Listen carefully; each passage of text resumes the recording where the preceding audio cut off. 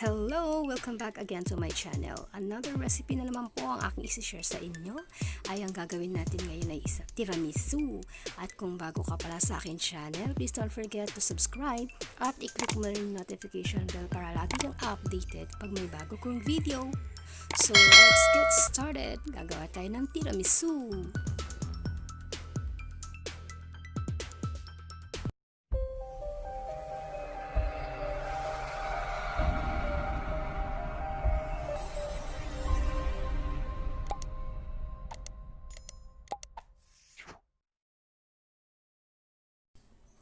Ito po yung ating mga ingredients para sa ating tiramisu. Ayan, 500 queso mascarpone, 400 grams honestly cream, half glass of hot water, 20 ladyfinger biscuit, 1 tablespoon vanilla, 150 grams sugar, 2 tablespoon instant coffee powder, and cocoa powder. Yan, mix water and coffee. Yan. Mimix natin yung coffee powder dun sa mainit na tubig. Yan, tapos, yan. Let it cool. Mamaya natin na gagamitin.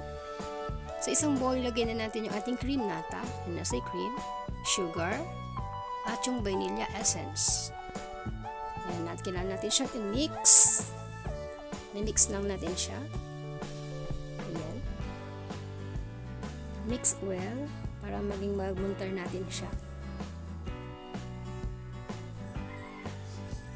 Ayan. Kasi ihalo na natin yung ating mascarpone cheese. Yan yung nilalagay natin sa tiramisu. Ganyan talaga yung mascarpone. Hanap kayo sa mga grocery, merong ganyan. Yan. I-mix na naman po natin siya. Magiging ganun na kanyang texture. Tapos yung ating ladyfinger, ibababad natin doon sa pinalamig natin kaninang coffee na may water. Yan, para lumambot. Pero wag sobrang lambot. Yan. Tapos ilagay nyo na sa bandeja, sa tray. Yan, tapos i-line-line nyo lang siyang ganyan na first layer. Yan, punuin nyo lang siya.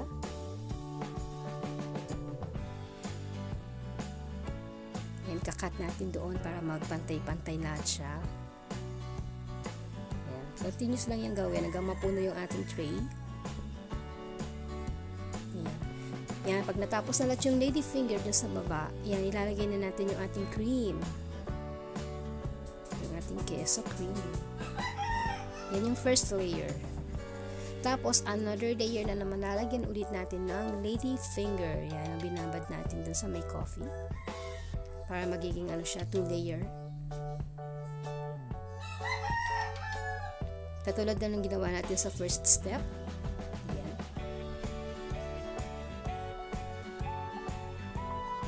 Hanggang matapos siya ulit.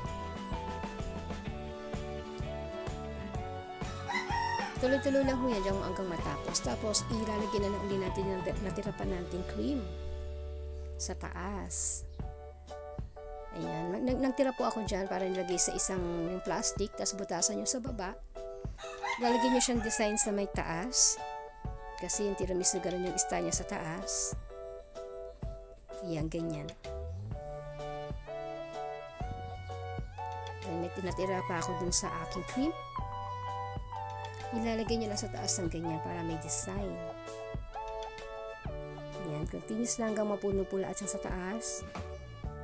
Tuloy-tuloy lang. Yan, tiramisu, isa rin ho yan na pinaka sikat din na recipe na dessert yan sa may sa Barcelona. Kaya nagtrabaho sa restaurant, ginagawa ko din po yung tiramisu na yan. Doon nilalagyan na namin ng amaretto yan. Dito kasi wala akong amaretto. Hinahalo dun sa may coffee. Ano yun, parang alak pero mild lang. Alak siya. Sa Barcelona ganun. Ayan. Tapos yan, ilagay mo muna natin sa ref para lumamig siya. Ayan, ganyan na po yung ating finished product. Ang paggawa ng tiramisu. So easy, and thank you for watching. Till next time. Bye-bye!